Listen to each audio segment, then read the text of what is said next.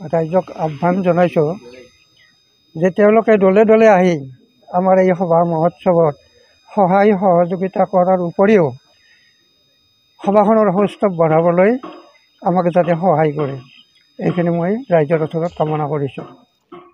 বিলাইভ অসমৰ দৰ্শকৰ বাবে লৈ আহিছোঁ এটি বিশেষ খবৰ। সভা উৎসৱ বুলি ক'লে একাংশৰ যেন তেতুলিকে মদ নেখালে সভা উৎসৱৰ আনন্দ আধৰুৱা।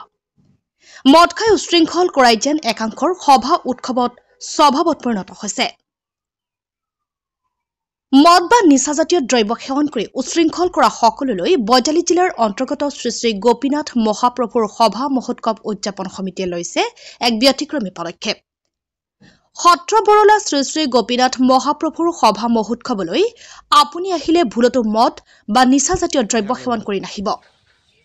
মদ বা নিচাজাতীয় দ্ৰব্য সেৱন কৰি শ্ৰী শ্ৰী গোপীনাথ মহাপ্ৰভুৰ সভা মহোৎসৱলৈ প্ৰৱেশ কৰাৰ আগতে আপুনি সাৱধান হওক।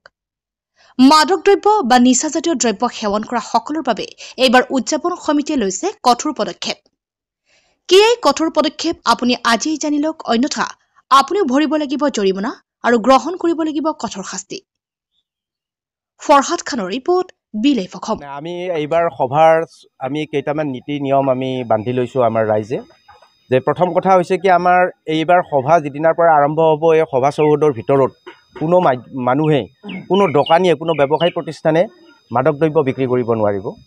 দ্বিতীয়তে, এই সভা চৌহদৰ ভিতৰত মাদক দ্ৰব্য কোনেও সেৱন কৰিব নোৱাৰিব, আৰু যদি কোনোবাই যদি সেৱন কৰা বুলি প্ৰমাণিত হয় তেনেহ'লে তেওঁৰ 10,000 টকা জৰিমনা আৰু আইনমতে দণ্ডনীয় হ'ব। আৰু তৃতীয়তে আছে আমাৰ যে যদি কোনোবাই অপ্ৰীতিকৰ পৰিস্থিতিৰ সৃষ্টি কৰে আৰু সেইটো যদি প্ৰমাণিত হয়, দোষী সাব্যস্ত হয়, তেনেহ'লে তেওঁৰ 10,000 টকা জৰিমনা লগতে আইনমতে দণ্ডনীয় হ'ব। আৰু আমি এটা কথা স্পষ্টভাৱে জনাই দিওঁ সকলো ৰাইজকে যে আমাৰ যদি সভাস্থলীত এইবাৰ যদি কোনোবাই যদি অপ্ৰীতিকৰ পৰিস্থিতি কোনোবাই উদ্ভৱ কৰে তেনেহ'লে তেখেতসকলক প্ৰথমে আমি ৰাইজে ইয়াতে আনি তাৰ যি জৰিমনা তাৰ ব্যৱস্থা কৰিম, আৰু লগে লগে আমি প্ৰশাসনক গতাই দিয়াৰ কাৰণে আমি ইতিমধ্যে সিদ্ধান্ত গ্ৰহণ কৰিছোঁ যে আমি কোনোবাই যদি অপ্ৰীতিকৰ পৰিস্থিতি উদ্ভৱ কৰে তেনেহ'লে তেওঁলোকক আমি প্ৰশাসনক গতাই দিম। সংবাদ মাধ্যমৰ জৰিয়তে ৰাইজক আহ্বান জনাইছোঁ যে আমাৰ যি 19 ফেব্ৰুৱাৰীৰ পৰা 24 ফেব্ৰুৱাৰীলৈকে এই 6 দিনীয়া বৰ্ণাঢ্য কাৰ্যসূচীৰ 77 সংখ্যক শ্ৰী শ্ৰী গোপীনাথ মহাপ্ৰভুৰ সভা মহোৎসৱ উদযাপন কৰাৰ কাৰণে আমি যি মানক কৰিছোঁ, এই কাৰ্যসূচীত সমূহ ৰাইজৰে সহায় সহযোগিতা তথা উপস্থিতি শ্ৰদ্ধাৰে আমি কামনা কৰিছোঁ।